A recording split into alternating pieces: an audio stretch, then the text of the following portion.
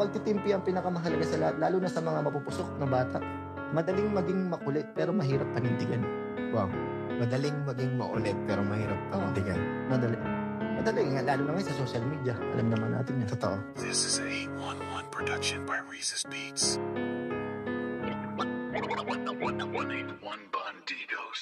Ako'y sumibol sa pateros, pero tubong Makati may pangalan na hindi mo basta-bastang masasagi. Di mo pwedeng maliitin, pumapalag din sa mga tutoy na tingilan sa'kin. Isang puting subok na ko ng panahon, kahit saan pa ko anurin. Ubus na rin ang takot, kahit saan hamunin. Minsan na akong nayurakan, nilapas tanganan, pinagkakaisahan ng tambay dyan sa lansangan. Natutunang ihulma sa sarili ang katapangan. Minsan kang nakaisa, dumalawa, wag mong asahan. Nagwat natin ay malayo, wag kang pakampante. Ako'y asong ulul, walang amot, di nakatali. Bitbit kong nakaaway sa madilim na eskinita. Parte ng katawan, ginigripuhan ng lanseta. Nakaraang pagiging ugag sa balat, nakatatak. Walang sinanto sa mga palkong akin din nakaharap. 49 years nung ako'y natutong makipagbasagan. Sakaling matatawag kong paraiso ng halang. Malamang na merong siga sa'kin lalamang, at susubukin kantiin tong talisain sa daan. At sa'king pagbabagong buhay, bitbit ko ang mga aral na mula sa'king nakaraang.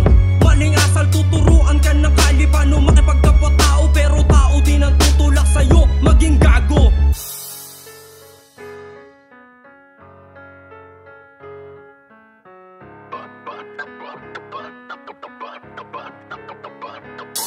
Laking kalye, alam ko ang kalakaran, kung saan dapat ay maingat sa kapusukan. Maraming tigre ang nagkalat sa masukal na lugar, kaya ingat chong sa iyong ginagalawan. Murang edad ng maiukit sa balat ko ang tatak. Karanasan ko sa dilim, unti-unti kong nilasap. Dito natutong humawi, pumalag pa ulit-ulit sa batas ng kaliwag na wag ang lalagpas sa guhit. Mga aral ay bitbit ko mula sa nakaraan, kung bakit hanggang ngayon ako ay nasa harapan niya ng daan.